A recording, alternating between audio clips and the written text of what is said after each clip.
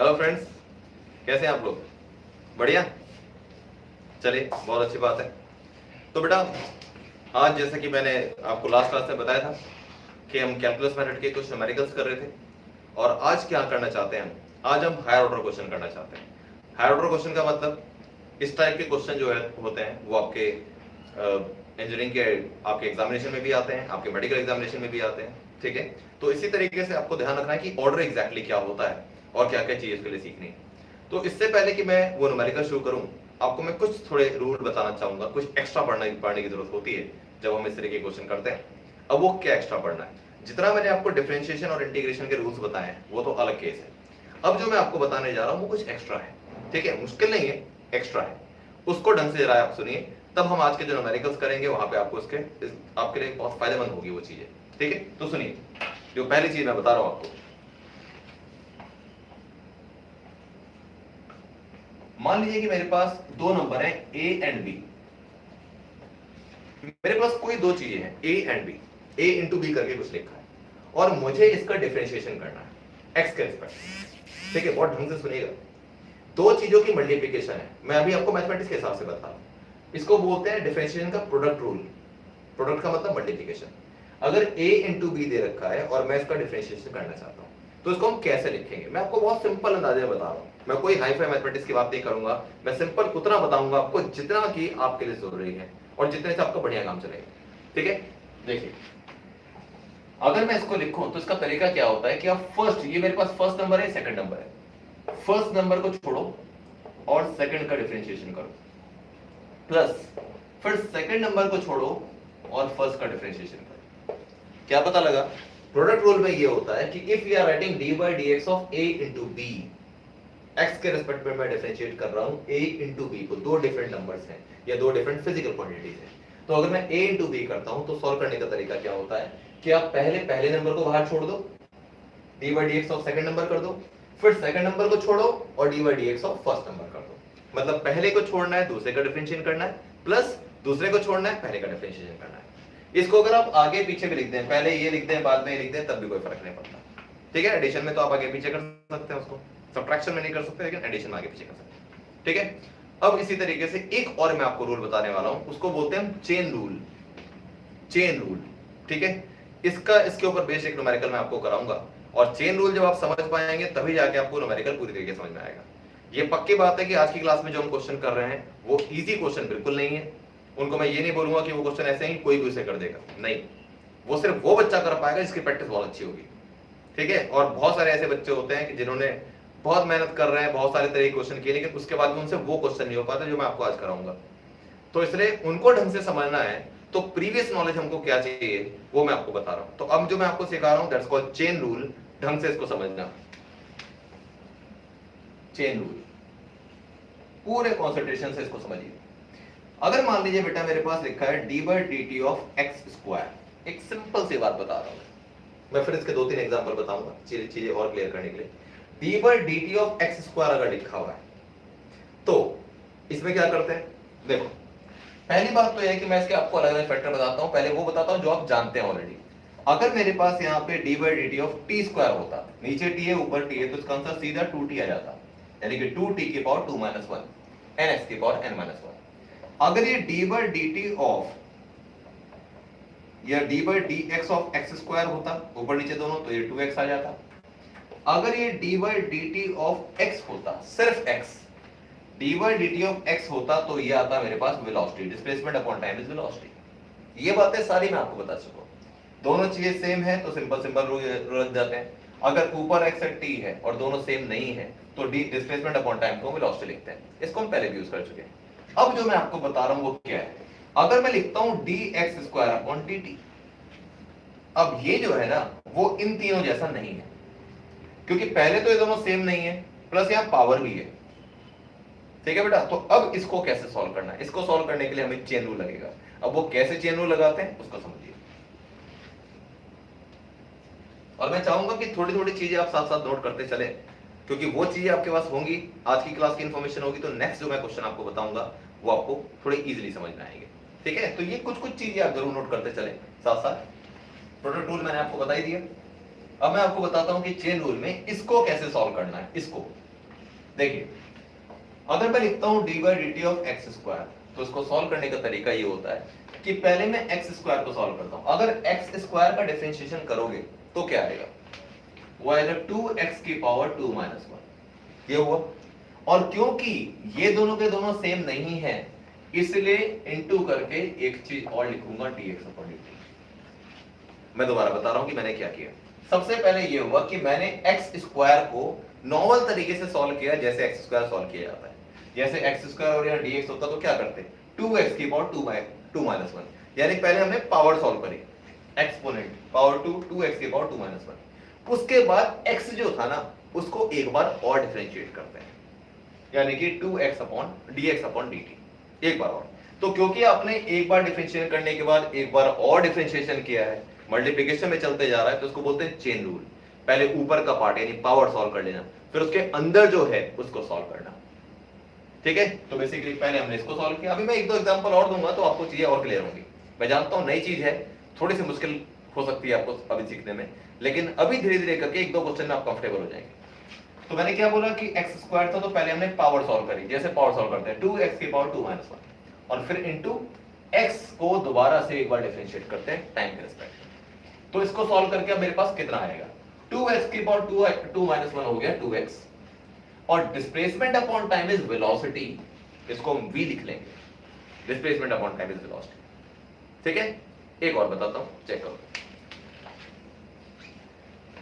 अब मैं करना चाहता हूं D by d t of 2x plus 3 की पावर 2, या चलो इसको मैं लिख लेता हूं 4, ठीक है। इसको देखो, D by d t of 2x plus 3 की पावर 4। अब इसमें क्या होगा, सबसे पहला टारगेट ये होता है कि आपको पावर को सॉल्व करना है। तो ये इस पूरे को बिल्कुल x मान लो, पूरे को x की तरह मान लो। x की पावर n लिखा है और n की जगह 4 है, तो मैं लिखूंगा 4 2x प्लस 3 की पावर 4 माइनस 1। ये ध्यान रखना कि अभी तक मैंने डिफरेंशिएशन में क्या किया, सिर्फ पावर सॉल्व करी, इसके अंदर ब्रैकेट के अंदर जो लिखा है उसको सॉल्व नहीं किया अभी तक। अब क्या करेंगे, इसका एक बार और डिफरेंशिएशन करेंगे, तो इनटू, अब ब्रैकेट के अंदर वाले का डिफरेंशिएशन करना है 2x प्लस 3। तो क्या हुआ है, पहले तो आपने पावर सॉल्व करी सिर्फ 4x की पावर 4 माइनस 1 वाले फॉर्मूले से, और फिर ब्रैकेट वाले को दोबारा से डिफरेंशिएट करना, इसी को बोलते हैं चेन रूल। अब देखो सॉल्व करके कितना आएगा, 4 2x प्लस 3 की पावर 4 माइनस 1 को बोलते हैं 3 डी बाई डी एक्स। अब मुझे इसका डिफरेंशिएशन करना है, तो दो चीजें हैं, सॉल्व करते हैं। तो पहले 2 कांस्टेंट था, बाहर आ जाएगा D by d t of x, ठीक है ना। 2x का डिफरेंशिएशन करेंगे तो 2 बाहर आएगा, d by d t of x आ गया, plus d by d t of 3। अब 3 कांस्टेंट नंबर था, तो अब देखो कैसे सॉल्व होगा। देखिए अब मेरे पास आएगा 4 इंटू 2x प्लस 3 की power 3, 2 dx upon dt is velocity, displacement upon time is velocity, plus d by dt of 3, number 3 करोगे तो आएगा 0। तो मेरे पास सॉल्व करके आ गया, ये तो अंदर ब्रैकेट में क्या बचेगा, 2v बचेगा, 2v की मल्टीप्लाई इससे करूंगा तो आएगा 8v 2x प्लस 3 की पावर 3। ये आपका आंसर है, यानी इसको सॉल्व कर, इसको ये पूरा का पूरा जो था इसको सॉल्व करने के बाद मेरे पास ये आंसर आता है। This is called chain rule, क्योंकि आपने दो बार डिफरेंशिएट किया, एक बार पावर का और एक बार उसके अंदर के ब्रैकेट का। अब आइडिया लगा कुछ, ठीक है। चलो एक काम करता हूं, एक क्वेश्चन अब मैं तुम्हें देता हूं, तुम उसको ट्राई करो, ठीक है। फिर मैं उसका सॉल्यूशन बताऊंगा, क्रॉस चेक करते हैं। और टेंशन नहीं लेनी है, कुछ चीजें थोड़ी जल्दी समझ में आती हैं, कुछ चीजें में थोड़ा टाइम लगता है, लेकिन आ जरूर जाएगी, दैट आई गारंटी यू। चलो अब एक क्वेश्चन मैं देता हूं, इसको मैं मिटा नहीं रहा हूं, आप इसकी हेल्प से कर सकते हैं। आपको सॉल्व करना है D by d t of 3x square plus 2x plus 5 की पावर 2, पावर 3 मान लेता हूं, चलो ये था d by d t of 3x square plus 2x plus 5 की पावर 3। इसको आपको डिफरेंशिएट करना है, ट्राई करिए, 1 मिनट के अंदर हो जाएगा, 1 मिनट का टाइम दिया मैंने आपको, and you can take help of this question जो ऊपर हमने किया, इसको सॉल्व करना है। 3x square plus 2x plus 3 whole is power 3, sorry 3x square plus 2x plus 5 whole is power 3, और उसका डिवाइड dt करना है। करिए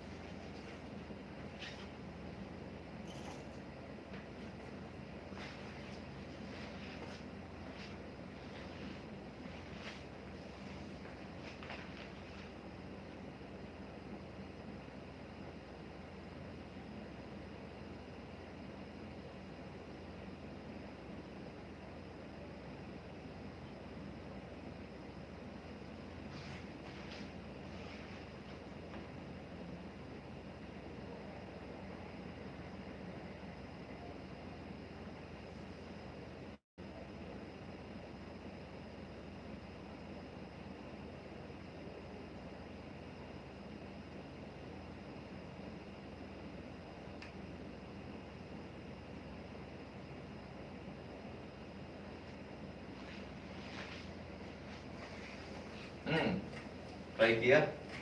चलो देखते हैं।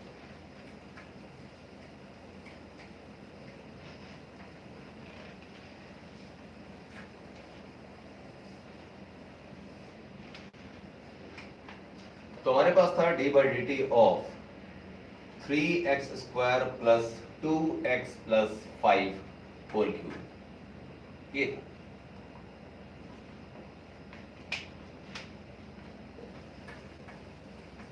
Let's see.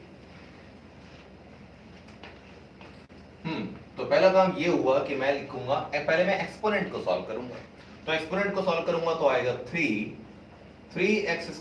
Plus 2x plus 5 की पावर 3 माइनस 1 n x की पावर n माइनस 1। ये तो हो गया एक्सपोनेंट। अब क्या है, अब ये जो अंदर वाला पार्ट है इसका फर्दर डिफरेंशिएट करना है। तो क्या लिखेंगे, D by d t of 3x² plus 2x plus 5। ये पता लगा, ठीक है। तो पहले आपने इसकी पावर को सॉल्व किया, फिर उसके अंदर ब्रैकेट को दोबारा से डिफरेंशिएट करते हैं। अब क्या आएगा मेरे पास, 3x² plus 2x plus 5 power 2, 3 minus 1 2 हो गया। अब इसको सॉल्व करते हैं। तो पहले मैं इसको डिफरेंशिएट करता हूं। 3x² को डिफरेंशिएट करेंगे तो 3 तो आएगा बाहर, और D by d t of क्या आएगा, x²। ठीक है, D by d t of x² plus 2 बाहर आ जाएगा, D by d t of x plus d by d t of 5। ठीक बच्चे, चलो अब देखते हैं। अगर कुछ गलती इसके बीच में हो गई हो, कोई मिस्टेक आपने कर ली हो, तो कोई बात नहीं है, हो जाता है। अभी आप आगे देखिए और अपनी मिस्टेक पहचान लीजिए, ठीक है। 3x² का डिफरेंशिएशन करना है तो क्या करना पड़ेगा, पहले तो मुझे पावर सॉल्व करनी पड़ेगी। तो आएगा 2x की पावर 2 माइनस 1, ये तो पावर हो गई। फिर इसके बाद dx अपॉन dt, यानी कि इसके अंदर फर्दर चेन रूल लग गया कि d by d t of x² का मतलब 2x की पावर 2 माइनस 1, ये तो पावर हो गई। और फिर x का दोबारा से differentiation dx upon dt plus 2 d by d t of x, तो dx अपॉन dt होता है वेलोसिटी, मैं सीधा लिख देता हूं, plus d by d t of 5 is 0, वो तो कांस्टेंट नंबर था। तो अब मेरे पास क्या आया फाइनली, ये जो 3 था वो सिर्फ इतने पार्ट के बाहर था, ओके। तो आ गया 3x² plus 2x plus 5 whole square, फिर 3 2 जो हो गया 6x की पावर 2 माइनस 1 यानी कि 1, 6x आ गया। dx अपॉन dt को वेलोसिटी लिख लोगे, प्लस 2v प्लस 0, ठीक है, प्लस 0 को छोड़ देता हूं। तो ऐसा नहीं कि आप इन दोनों को ऐड कर सकते हैं, ऐड नहीं कर सकते क्योंकि ये 2v और ये 2x 6x भी है, xv में v ऐड नहीं होगा, मैक्सिमम आप कॉमन ले सकते हो, बस ये हो सकता है। तो अब इस 3 की मल्टीप्लाई इन दोनों से हो सकती है, आप चाहें तो इन दोनों में से क्या कॉमन आता है, 2v कॉमन आ जाता है। तो मैं लिखता हूं 2v, अगर इन दोनों में से मैं कॉमन ले लूं 2v इंटू 3 बाहर लिखा है 3x² प्लस 2x प्लस 5 का होल स्क्वायर, और 2v कॉमन लेने के बाद क्या बचा था यहां से 3x प्लस 1। फाइनली अब इसको 6v 6v 3x² plus 2x plus 5 whole square and 3x plus 1, ये आपका फाइनली आंसर हुआ। तो यहां पर इस क्वेश्चन में 2 बार चेन रूल लग गया, एक बार तो लग गया इसकी पावर इसमें, और एक बार क्योंकि x का स्क्वायर था, अगर सिर्फ x होता तो dx अपॉन dt का वेलोसिटी लिख लेते, लेकिन क्योंकि वो x स्क्वायर था तो इसलिए आपने पहले पावर सॉल्व करी और फिर x को डिफरेंशिएट किया। ठीक है बेटा, राइट। जितना मैंने आपको अभी तक बता दिया, इससे आज हमारा बढ़िया काम चल जाएगा और अब आपको इससे इजी लगेगा वो, ठीक है। जितना मैंने बता दिया इससे ऊपर की बात नहीं करेंगे आज, और इतना ही बहुत है आपके लिए, इससे बढ़िया आपका काम चलेगा। ठीक है बेटा, तो ये थी मैथमेटिक्स। अब बात करते हैं कि फिजिक्स में हम इसको किस तरीके से यूज करेंगे। क्वेश्चन से स्टार्ट करते हैं, ठीक है। तो मैं एक क्वेश्चन पढ़ रहा हूं आपके लिए, इसको ढंग से सुनिए। और ये क्वेश्चन आपको सारे रिफ्रेशर बुक में आपके मिल जाएगा। काफी डिमांडिंग क्वेश्चन है। जब भी स्कूल में टीचर ये कोशिश करते हैं कि वो आपको एक ट्विस्टेड क्वेश्चन दे, थोड़ा सा ट्रिकी क्वेश्चन दे, थोड़ा सा हाई डिफिकल्टी ऑर्डर कर दे, तो वो ऐसा क्वेश्चन सेलेक्ट करते हैं जैसा मैं अब आपको बता रहा हूं।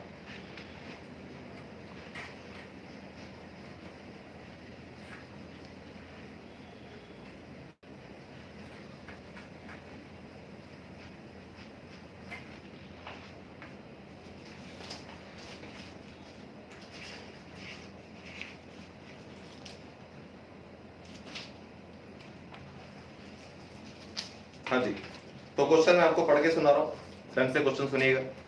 क्वेश्चन था आपके पास, the relation between t means time and distance x is t is equal to, ये आपका फर्स्ट क्वेश्चन है, t is equal to ax square plus bx, where a and b are constants, full stop, express the instantaneous acceleration in terms of instantaneous velocity.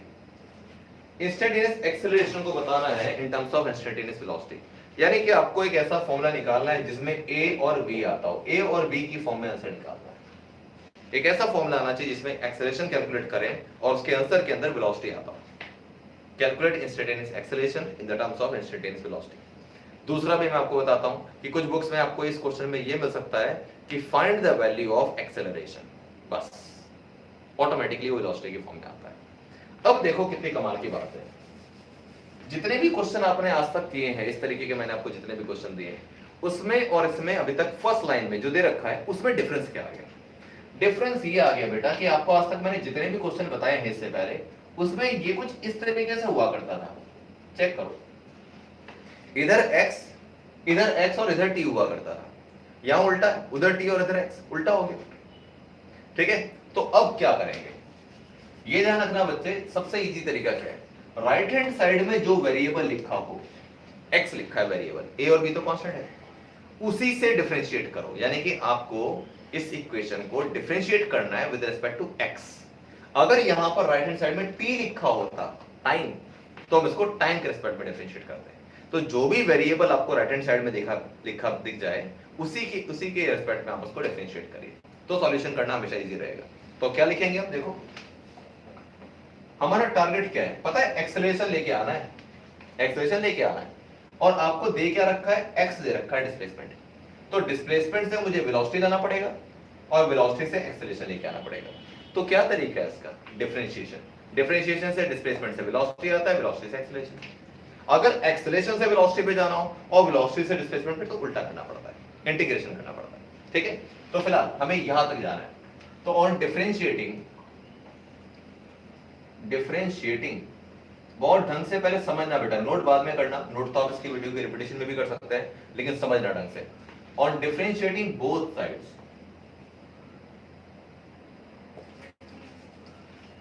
Sides with respect to x we get dt upon dx। ठीक है ना, x के respect में differentiate किया, right side में क्या आएगा, d by dx।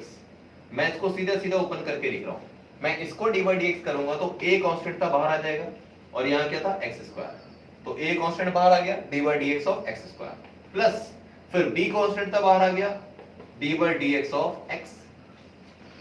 पता लग गया, दोनों को हम x के रिस्पेक्ट में डिफरेंशिएट कर रहे हैं। इसको किया तो a कांस्टेंट था, बाहर आ गया, d by dx of x square हो गया, प्लस इसमें b कांस्टेंट था तो b बाहर आ गया, d by dx of x आ गया। तो मैं x के रिस्पेक्ट में डिफरेंशिएट कर रहा हूं। अब आगे देखिए, इसको मैं अभी ऐसे लिख के रहने देता हूं। वैसे आप इसको एक काम कर सकते हैं, मैं dt अपॉन ds को लिख सकता हूं 1 अपॉन वेलोसिटी, क्योंकि वेलोसिटी का फॉर्मूला क्या होता है dx अपॉन dt। वेलोसिटी क्योंकि dx अपॉन dt होती है, तो अगर मैं dt अपॉन dx कर दूं, उल्टा कर दूं, तो 1 अपॉन v हो जाएगा। तो dt अपॉन dx हमारे पास 1 अपॉन v हो गया, is equal to a, x square का डिफरेंशिएशन s के रिस्पेक्ट में करोगे तो आएगा 2x, यानी कि 2x की पावर 2 माइनस 1। इसमें चेन रूल लगाने की जरूरत नहीं है, क्यों, क्योंकि ऊपर भी x है और नीचे भी x है, तो चेन रूल लगाने की जरूरत नहीं है। Plus b d by dx of x is what, 1। तो बस ये बिल्कुल सेम 1 आता है आंसर। तो मेरे पास आ गया 1 upon v is equal to a 2x plus b। पता लग गया, a 2x plus b, x square का आ गया 2x, और यहां पे b ये था हमारे पास, ये 2x प्लस b। तो अब क्या आप चेक कर लें एक बार, मैं आपको टाइम देता हूं, जस्ट टेक 10 और 15 सेकंड्स, और आप ये इंश्योर कर लीजिए कि आपको यहां से यहां तक पूरा समझ आ गया कि नहीं। देख लीजिए एक बार ढंग से, ठीक है, फिर आगे बढ़ते हैं।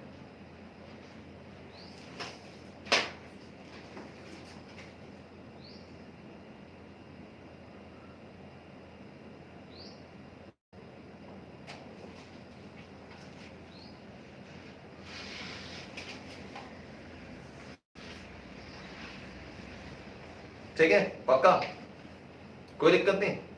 सोच लो, अगर दिक्कत नहीं है तो फिर तो दिक्कत की बात है, एक तो दिक्कत होनी चाहिए थी, नहीं है?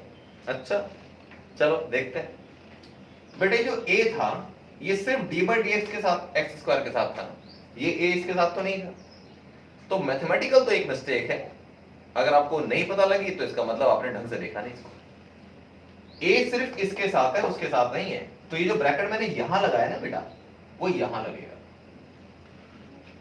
देखिए भाई इसी के साथ तो था, तो a बाहर आ गया, d by d x of x square 2x आ गया, b तो सेपरेट है, तो क्या मिलेगा? ये नहीं आएगा, आपको मिलेगा क्या? आपको मिलेगा 2ax plus b। There is a difference, a नहीं था कॉमन, a तो सिर्फ इसके साथ था। पता लग गया बच्चे? ठीक है, ढंग से देखना, इसलिए चीर कौवों की निगाहें चाहिए, बहुत ढंग से देखना है। तो 1/v is equal to 2x plus b। अब इसको अगर मैं रेसिप्रोकल करता हूं तो क्या आता है? v निकालना है मुझे, क्योंकि मुझे x से v चाहिए होता है, फिर v से एक्सेलरेशन चाहिए होता है। तो जब मैं इसको रेसिप्रोकल करूंगा तो ये आ गया v और ये आ गया 2ax प्लस b की पावर -1। एंश्योर कर, इसको रेसिप्रोकल करूंगा तो ये भी हो जाएगा। अभी इसकी पावर क्या है? अभी इसकी पावर 1 है, तो जब मैं रेसिप्रोकल करूंगा तो -1 हो जाएगी। वेलोसिटी निकल गया। अब एक्सेलरेशन कैसे निकालोगे? एक्सेलरेशन निकालने के लिए करना होता है dv अपॉन dt, टाइम के रिस्पेक्ट में डिफरेंशिएट करना पड़ता है। ठीक है, तो चलिए आगे करते हैं। देखिए, now on differentiating both sides,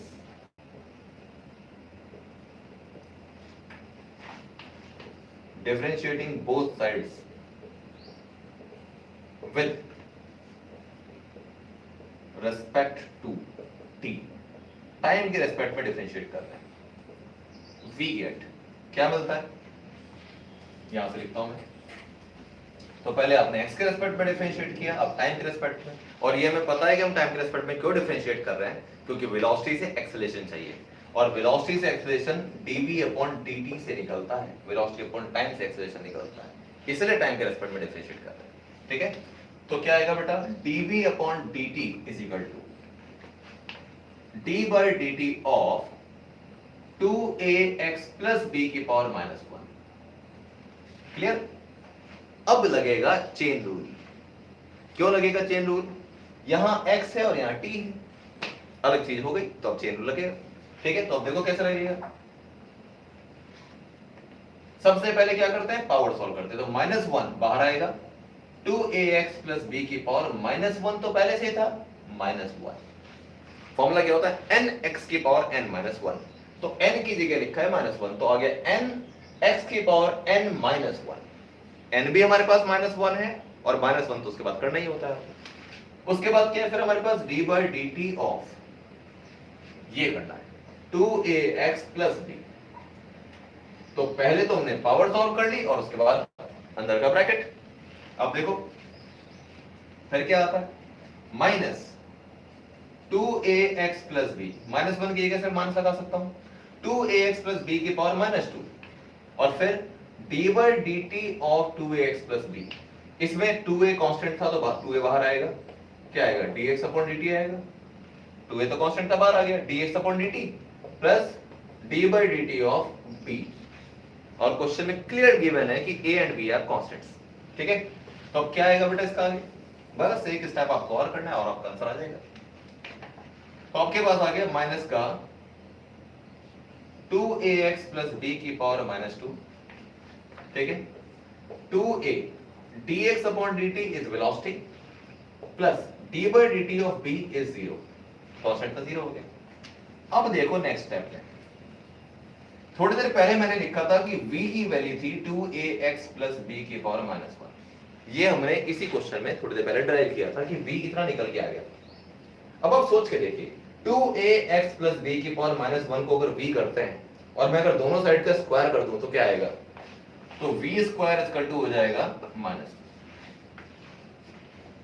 ऐसा नहीं कि आप सोचेंगे -1 का स्क्वायर होने के बाद +1 हो जाएगा, नहीं नहीं, ऐसा नहीं होता। स्क्वायर होने का मतलब इसको 2 बार मल्टीप्लाई करना होता है। तो 2x प्लस b की power -1 into 2x plus b की पावर -1, वो सॉल्व करके इतना आएगा। तो जब यहाँ पे पावर 1 थी तो यहाँ -1 था, जब मैं इसका स्क्वायर करूंगा तो पावर 2 आ जाएगा। अब जरा चेक करो क्या ये टर्म दिख रहा है कहीं? क्या ये टर्म है कहीं? ये लिखा हुआ है एग्जैक्ट, ये लिखा हुआ है। तो क्या लिख लेंगे इसकी जगह, इसकी जगह आप वी स्क्वायर लिख सकते हैं। तो आप क्या लिखेंगे, माइनस का वी स्क्वायर, और वहां कितना था 2ab बचा था। और आप कैलकुलेट क्या कर रहे हैं, dv अपॉन dt को क्या बोलते हैं, एक्सेलरेशन बोलते हैं। तो a कितना आ गया, मल्टीप्लाई कर दो, माइनस का 2av cube, 2av into v square is v cube, खत्म। This is the required answer, acceleration in terms of velocity. Acceleration का वो फॉर्मूला निकल के आ गया जिसके अंदर वेलोसिटी आ गई। तो पता लग गया, और ये आइडिया लग गया हो कि क्वेश्चन का लेवल अच्छा है। और इसलिए लेवल अच्छा है क्योंकि इसमें चेन रूल लगता है। ये जो स्टेप होता है ना, योर स्टेप, बच्चे यहां अटक जाते हैं, उन्हें समझ नहीं आता क्या करना है, ठीक है। इसलिए क्वेश्चन थोड़ा हायर ऑर्डर में आ जाता है, but this is very important question. ये कॉम्पिटिटिव एग्जामिनेशन के लिए भी अच्छा क्वेश्चन है, और ये आपके स्कूल के लिए भी अच्छा क्वेश्चन है, ठीक है। ओके, अब बात करते हैं नेक्स्ट क्वेश्चन क्या है हमारा। अगेन एक हायर ऑर्डर क्वेश्चन लेंगे, ठीक है। अलग उसकी लैंग्वेज होगी, अलग तरीके से उसका सॉल्यूशन होगा। एक्चुअली किसी फिजिक्स के न्यूमेरिकल को हायर ऑर्डर कौन बनाता है, एक तो अच्छा थॉट कंसेप्ट अच्छा, प्लस एक अच्छी मैथमेटिक्स। तो इसलिए फिजिक्स अच्छी करने के लिए आपको मैथमेटिक्स अच्छी बहुत करनी है। मैथमेटिक्स में जितने भी आप चीजें पढ़ेंगे, डिफरेंशिएशन पढ़ेंगे, इंटीग्रेशन पढ़ेंगे, और जितने रूल्स पढ़ते हैं वो सारे ढंग से याद करिएगा, तो आपकी फिजिक्स के लिए वो बहुत काम आएगा, ठीक है बेटा। इसलिए आप फिजिक्स की जो रिफ्रेशर बुक पढ़ते हैं उसमें सबसे पहले लिखा होता है मैथमेटिकल टूल्स, और वो मैथमेटिकल टूल इसी काम के लिए दे रखे हैं क्योंकि उनकी हमको कॉम्पिटिटिव एग्जामिनेशन के लिए बहुत जरूरत पड़ती है, ठीक है। चलिए बात करते हैं नेक्स्ट क्या है। नेक्स्ट क्वेश्चन बहुत ढंग से सुनिएगा, again it's very beautiful question, very beautiful question था।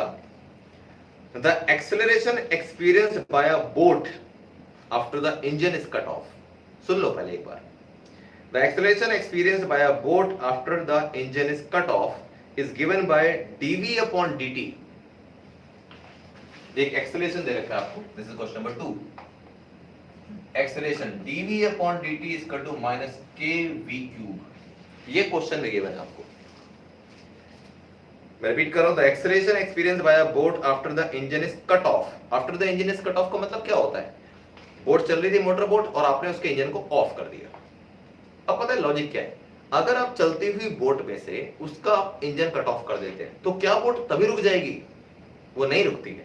इंजन ऑफ करने के बाद भी वो पानी में कुछ दूर चलती रहती है, ठीक है। यानी कि आपने इंजन को ऑफ करने के बाद भी वो तुरंत नहीं रुकती है। जैसे चलती हुई कार है, अगर कार चल रही है और आप उसे ऑफ कर दें बाई चांस, किसी तरीके से ऐसे हो कि कार चल रही है और आपने उसका इंजन ऑफ कर दिया, ठीक है, और इंजन ऑफ कर दिया, तो क्या कार तभी रुक जाएगी, नहीं रुकेगी ना, कुछ दूर चलेगी ना।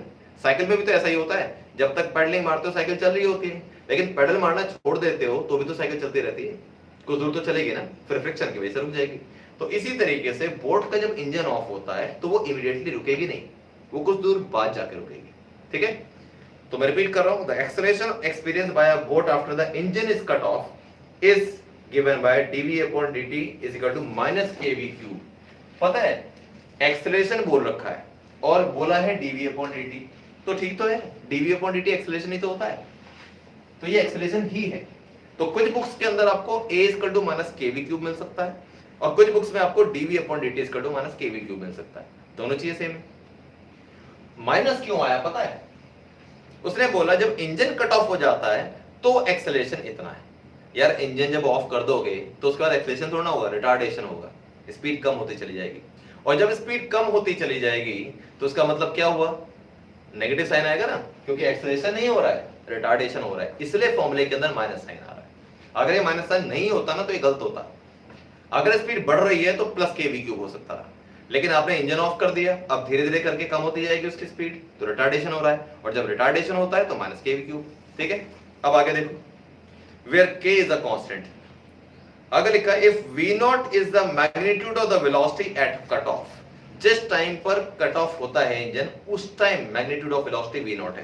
तो मैं आपको डायग्राम से बता दूं, ये बोर्ड थी, किसी एक पर्टिकुलर वेलोसिटी से चल रही होगी, एक पर्टिकुलर टाइम बाद इसका इंजन हो गया कट ऑफ, और जिस टाइम पर कट ऑफ होता है, जिस टाइम पर इंजन कट ऑफ होता है उस टाइम पर वेलोसिटी v naught है, ठीक है। फिर क्या बोला, find the magnitude of the velocity at time t after the cut off. यहां से t टाइम बाद, जब टाइम t हो जाएगा, तो उसकी वेलोसिटी कितनी हो जाएगी। अब हो सकता है टी टाइम बाद का मतलब होता है 2 सेकंड बाद उसकी वेलोसिटी कितनी हो जाएगी, तो जितनी वेलोसिटी यहां थी उससे तो कम हो जाएगी ना यहाँ पे, क्योंकि यहाँ पे इंजन आपने ऑफ कर दिया, रिटार्डेशन हो रहा है। इस दौरान यहां से लेकर यहां तक जो एक्सेलरेशन हो रहा है वही हमारे पास -kv³ है। यानी कि आपका जो क्वेश्चन है वो यहां से शुरू होता है और यहां खत्म होता है, इसके पहले का कोई मतलब नहीं कि बोट किस एक्सेलरेशन से चल रही थी। क्वेश्चन वहां से स्टार्ट होता है जहां से इंजन ऑफ कर दिया गया। तो क्या पूछा आपसे कि find the velocity T time after the engine is cut of, यहां की वेलोसिटी बता रही है। अब आपको पता लग गया होगा यार क्वेश्चन तो बड़ा अजीब सा है, कहां से कहां घूम के क्वेश्चन जा रहा है, क्या तो उसका डायग्राम हुआ, वो डायग्राम मैंने बनाया है, डायग्राम क्वेश्चन में गिवन नहीं है, और डायग्राम बना लेना चाहिए। पता है डायग्राम बनाना क्यों जरूरी होता है, क्यों मैं हर क्वेश्चन के लिए डायग्राम बनाता हूं। आप किसी भी बुक में जब ये क्वेश्चन देखेंगे ना तो आपको इस क्वेश्चन के साथ डायग्राम नहीं मिलेगा, पक्का। आप जिस भी बुक में इस क्वेश्चन को देख लें आपको डायग्राम नहीं मिलेगा। डायग्राम क्यों नहीं मिलेगा, डायग्राम वो सोचते हैं कि चलो बच्चा समझ गया होगा। मैं क्या सोचता हूं, मैं ये सोचता हूं कि बच्चा नहीं समझा होगा शायद, इसलिए मैं उसे वहां तक बताऊंगा जहां तक उसको समझ में आ जाए। डायग्राम बनाने से पता है क्या होता है, डायग्राम मेरे को 2 चीजें इमेजिन करनी होती है। जब क्वेश्चन था तो मेरे दिमाग में बोट भी आएगी, मेरे दिमाग में वाटर भी आएगा, मेरे दिमाग में इंजन कट ऑफ भी आएगा, ये सारी चीजें दिमाग में चल रही है, प्लस साथ में दिमाग में ये भी चल रहा है कि सोल्यूशन क्या करना है। अरे तो 2 चीजें सोचने से बढ़िया एक ही चीज सोचो ना। तो एक चीज जो मेरे दिमाग में चल रही थी वो मैंने यहां बना दी। अब क्या होगा, अब दिमाग सिर्फ एक ही चीज को सोचेगा कि वेलोसिटी कैसे निकालनी है, क्योंकि दूसरा एस्पेक्ट मैं बोर्ड पे ड्रॉ कर चुका हूं। अब मैं इसको देखूंगा और आगे क्वेश्चन ट्राई करूंगा, ठीक है। तो अब चलिए देखते हैं, यहां से बोर्ड शुरू हुई, कट ऑफ इंजन हुआ, उस टाइम वेलोसिटी v0 थी, और फिर टी टाइम बाद वेलोसिटी क्या होगी ये आपको बताना है। गिवन क्या है आपको, गिवन है ये a = -kv³। तो एज dv/dt, मैं सीधा dv/dt लिख देता हूं, -kv³, ये गिवन था आपको। अब तरीका ये है, वेलोसिटी को मैं लेके आता हूं इधर और dt को उधर, dv/v³ = -kdt। कर सकते हैं या नहीं कर सकते हैं, बिल्कुल, क्रॉस मल्टीप्लाई है, v³ नीचे आ गया, dt उधर चला गया।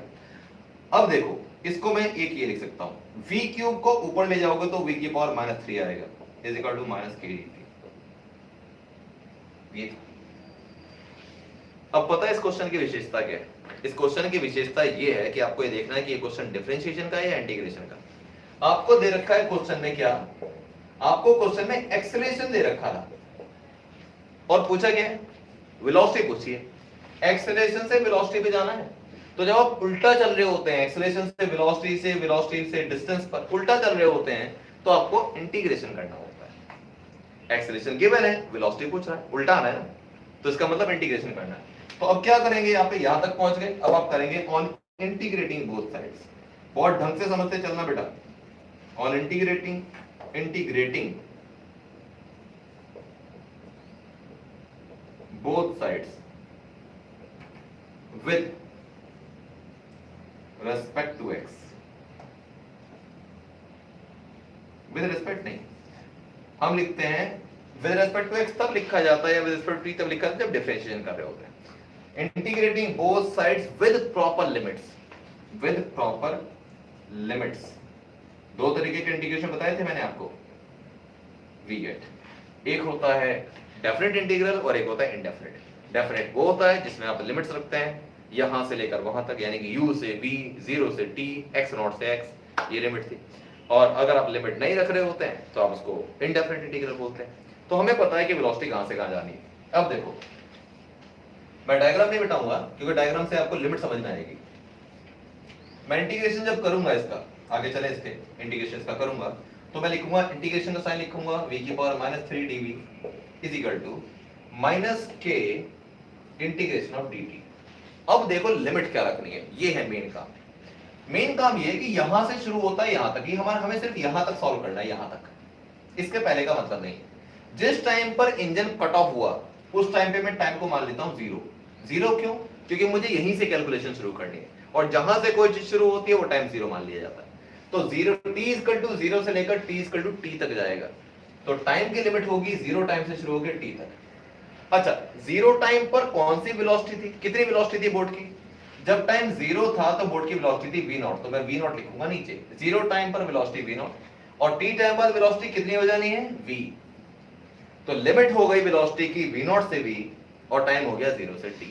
ये आपको डायग्राम से क्लियर पता लग रहा है। जब टाइम 0 था तो वेलोसिटी v नॉट थी कट ऑफ के टाइम पर, और फाइनली t टाइम बाद वेलोसिटी कितनी हो जाएगी वो पूछा है। तो t टाइम बाद मान लिया वेलोसिटी v हो जाएगी, इस v को हमको निकालना है। तो चलो जी अब इंटीग्रेट कर दो, v की पावर -3 का इंटीग्रेशन करोगे तो आएगा -3 + 1 अपॉन -3 + 1। x की पावर n का इंटीग्रेशन होता है x की पावर n + 1 अपॉन n + 1। तो मैं डायरेक्ट इसको लिख लेता हूं, कितना आएगा -3 + 1 2 आ जाएगा माइनस का, और ये भी -2, तो मैं इसको लिख लेता हूं v की पावर -2 अपॉन -2। ये इंटीग्रेशन में आ गया। लिमिट पुट करोगे नीचे कितनी आएगी, v नॉट से v is equal to minus k dt का इंटीग्रेशन आएगा t, लिमिट 0 से t। ठीक है, अब -1/2 क्या करते हैं बेटा, एक बार अपन लिमिट पुट करते हैं तो क्या आएगा, v की जगह v पुट करोगे तो v की पावर -2 आएगा, फिर माइनस साइन बीच में लगाते हैं, फिर लोअर लिमिट पुट करते हैं तो आएगा v नॉट की पावर -2 और is equal to k minus k is equal to -k, limit t की जगह t पुट करो, माइनस साइन लगाते हैं, फिर t की जगह 0 पुट करेंगे, ये आ गया। पहले अपर लिमिट पुट करते हैं फिर लोअर लिमिट पुट करते हैं, ये आया मेरे पास। अब चलिए अब यहां पहुंचते हैं, डायग्राम का काम खत्म हुआ, अब हमें सिर्फ सॉल्व करना है और आंसर आ जाएगा। ठीक है, इस लास्ट वाले स्टेप को बेटा मैं दोबारा से आने दे रहा हूं, -1/2 v की पावर -2 माइनस v नॉट की पावर -2 इज इक्वल टू था माइनस का k t -0। जो सबसे लास्ट, अब सॉल्व करिए, -1/2 v की पावर -2 को मैं 1/v² लिख सकता हूं, रेसिप्रोकल कर देंगे तो माइनस पावर प्लस हो जाएगी। ठीक है, -1/v नॉट की पावर -2 को नीचे ले आऊंगा तो v नॉट स्क्वायर हो जाएगा is equal to -k t -0 t आ जाएगा, तो सिंपल t लिख देता हूं। आपको क्या सॉल्व करना है, पता है क्या निकालना चाह रहे हैं, v निकालना है, v, तो बस इसको सॉल्व करना है और v निकाल लेना है। तो पहले माइनस से माइनस उड़ा देते हैं यहाँ पे, 2kt। अब देखो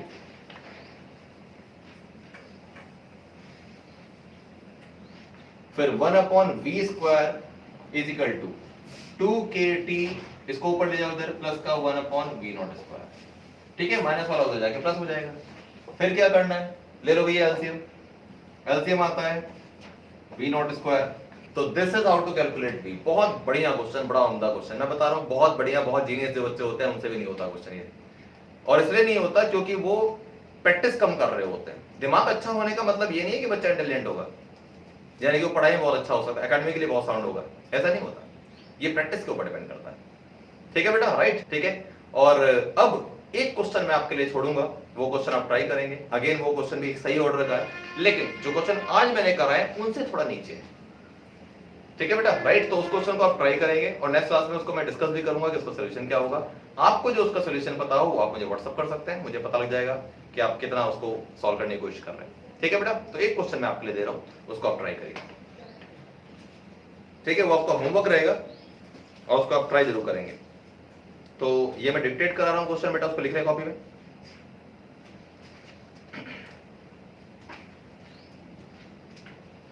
हाँ जी, लिखे, चलिए लिखिए। The acceleration of the particle, the acceleration by a is equal to 3t square plus 2t plus 2. A is equal to 3t square plus 2t plus 2, comma, where time t is in seconds. Where time t is in seconds. Full stop. If the particle starts with velocity, if the particle starts with velocity v is equal to 2 meter per second, t is equal to 0, ये condition है कि जब time 0 था तो उस time velocity 2 metre पर second थी, that is initial velocity basically, comma, then find the value at the end of 2 seconds. Then find the value at the end of 2 seconds. ठीक है, मैं रिपीट कर रहा हूं, फटाफट से एक बार चेक कर लो। The acceleration of the particle in meter per second square is given by a is equal to 3t square plus 2t plus 2, where time t is in seconds. Full stop. If the particle starts with a velocity v is equal to 2 meter per second, at t is equal to 0, then find velocity at the end of 2 seconds. ठीक है, तो बस एक चीज मैं आपसे थोड़ा सा पूछना चाहूंगा, एक हिंट समझ लो इसको मेरा, इस क्वेश्चन के लिए आपसे पूछा है find the velocity at the end of 2 seconds. Velocity निकालनी है और क्वेश्चन में इक्वेशन किसकी दे रखी है, एक्सेलरेशन की। तो जब एक्सेलरेशन से वेलोसिटी निकालनी होगी तो क्या करना पड़ेगा, इंटीग्रेशन या डिफरेंशिएशन?